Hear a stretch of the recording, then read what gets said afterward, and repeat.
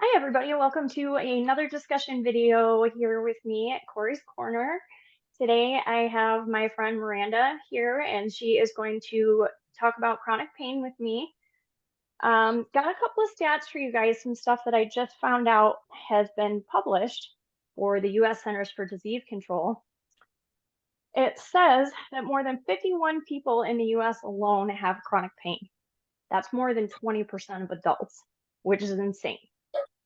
Chronic pain is classified as pain that lasts longer than 3 months. I'm sure many of you in the group know what that kind of pain is like. It shows itself in all kinds of different forms: multiple sclerosis, fibromyalgia, complex regional pain syndrome, connective tissue disorders like Ehlers-Danlos, arthritis, back problems, sciatica, migraines, you name it, it'll give you chronic pain. So now I want to bring my friend Miranda in, and she is going to talk a little bit about her experiences with chronic pain, and we're going to go from there. So Miranda, welcome. Glad to have you here. Hey y'all. So my deal with chronic pain started years ago. Um so about in my 20s, I want to start when I was about 2021. I had a hysterectomy, and it was a textbook recovery. I Nothing went wrong. Like, everything was great. I had nothing to complain about. And then I had this pain come up after the recovery that just wouldn't go away. And I was getting this pain anytime I ate, anytime I drank. I was using the bathroom on myself, like peeing on myself. It was awful. And I kept going to the doctor, going to the doctor, going to the doctor. And I was like, something is wrong. And I got diagnosed with IC, interstitial cystitis, which is a painful bladder disease that I will live with for the rest of my life. Eventually, I will need my bladder taken out. It will turn into bladder cancer. Like, it is an awful disease that I don't wish on my worst enemy. Um, and then, as some of you might know, once one thing comes about, you've got 15 other things that comes about. I've lived with migraines ever since I was 8 years old. My first migraine came about when I was 8, and I've had arthritis since I was 16. I got diagnosed. I've had fibromyalgia for years, but just recently got diagnosed with it. It's definitely been a roller coaster of emotions, and and I have gotten been through doctors that don't want to listen, and you definitely have to advocate for yourself when you're coming to doctors, because if you're not advocating for yourself, no one will advocate for you.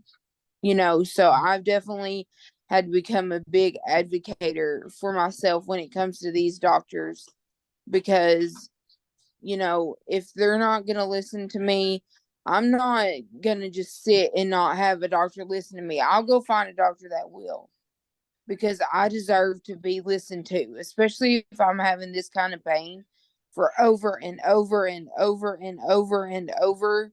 Like, something is wrong, and I'm not just going to sit back and let it be pushed to the side.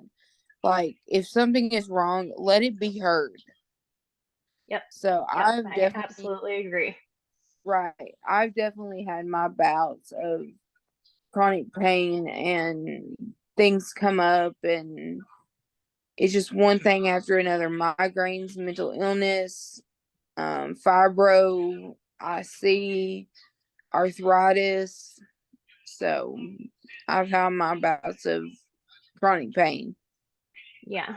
Yeah. And that would be hard for anybody, I feel like, to deal with. So when it comes to when your pain gets really bad, how do you distract yourself, or how do you get yourself to a point where you're like, this is gonna be fine. I'm gonna get to a point where, it doesn't hurt so bad, but like when it's really bad like that, how do you get yourself through that? I used to really be a sissy when it comes to pain. I but now, like, are you talking about like what I take pain wise?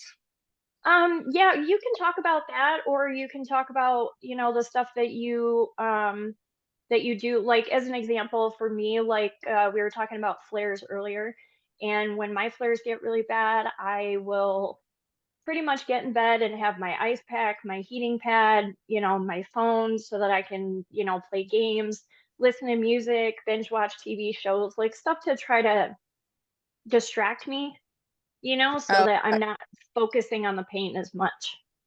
so my phone is a big thing, as a content creator, so I'm always on my phone. And that's a big thing. But I used to be a big sissy when it comes to pain. And now I have learned to just really overcome it in a way, because when you deal with it for so long, you you learn to just deal with it, basically, because there's nothing that's really going to take the pain away. You're just dealing with it day to day. Yep. And so, like, the other day when I woke up in tears, just crying because the pain was so bad, I got my boys up, got them off to school, and I just sat down and laid in bed all day because, you know, I'm no good to myself or to anybody else in that kind of pain, you know, Yes. because, Self-care is definitely like a big thing, I yes, feel like, when it comes to chronic pain, because you can't give to others if your cup is empty. right, right. And like today, I'm gonna go in there, have a hot shower, pamper myself, and just do for me. Because, like you said, if your cup is empty, you can't give to other people when you're pulling from an empty cup. Yeah, absolutely. And I feel like too that, chronic pain on its own, by itself is hard enough for anybody. It doesn't matter what the situation is. Um, Yeah, but something that you said, like, I want to go back to that for a second, because you're right. You do have to get through it. And it doesn't really matter how you get through it at the end of the day, but after you've dealt with this for so long, it becomes your new normal.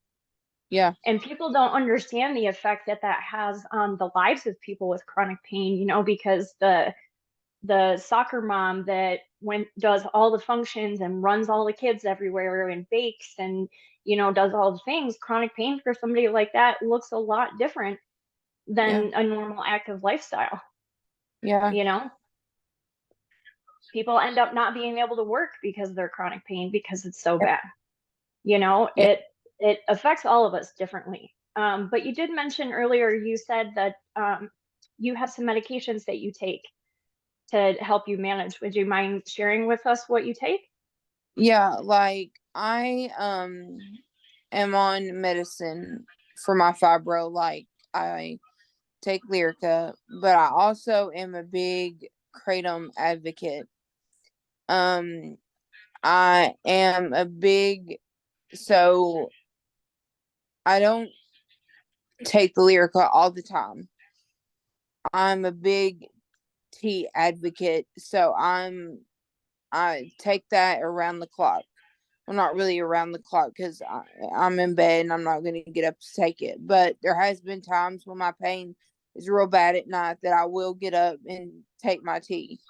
But I take my tea in the morning and then in the afternoon and in the evening, and that seems to help a lot better than any pain medicine could ever do for me. I was introduced to tea when I was coming off of pain pills, 6 years ago, and I've never looked back.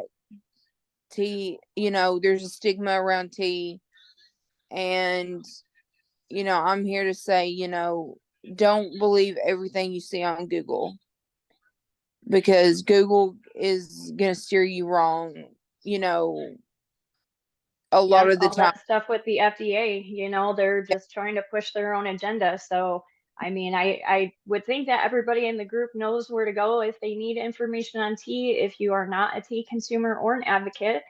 And with that being said, if you guys don't, then please come to me or one of the other admins or moderators and we can steer you in the right direction. And go ahead with what you're saying, Miranda.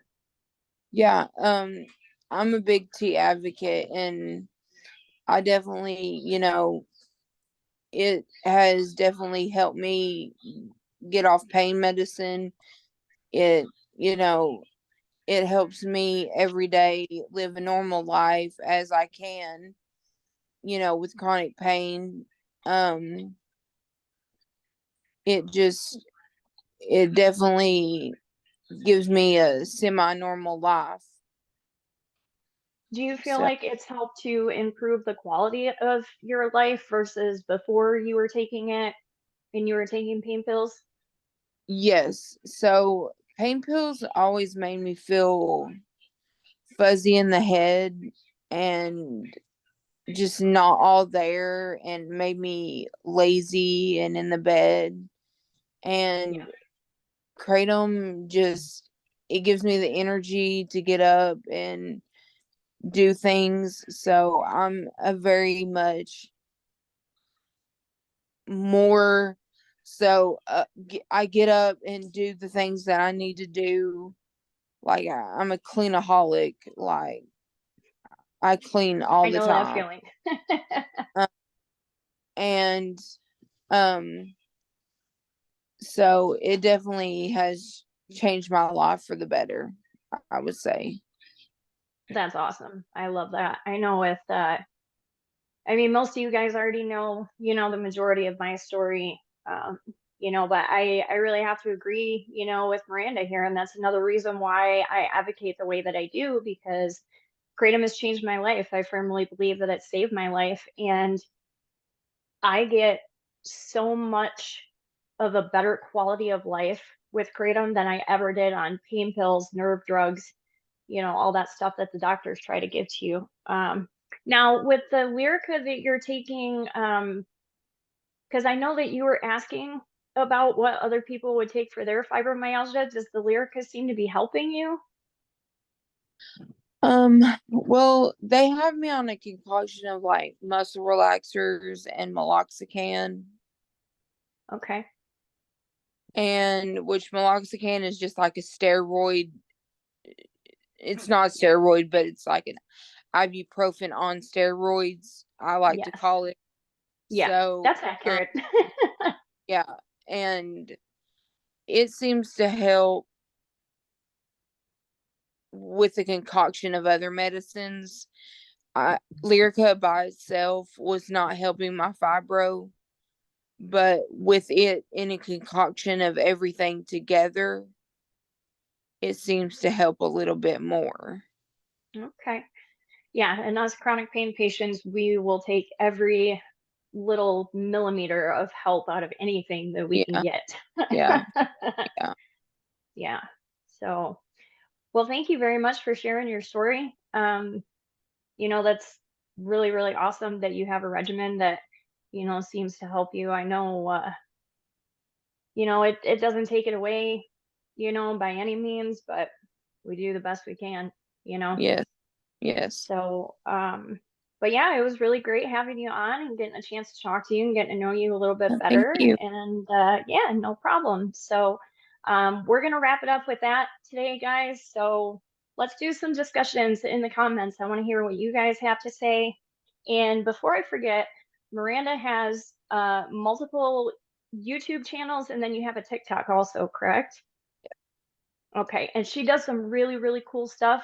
So I'm going to put the links for her TikTok and her YouTubes in the bottom under this video. So make sure you guys check her out, give her a shout, say hey. And it was great to see you, fam, as always. Much love, and we'll talk to y'all soon. Thanks again, Miranda. You have a great day. Bye. Bye-bye.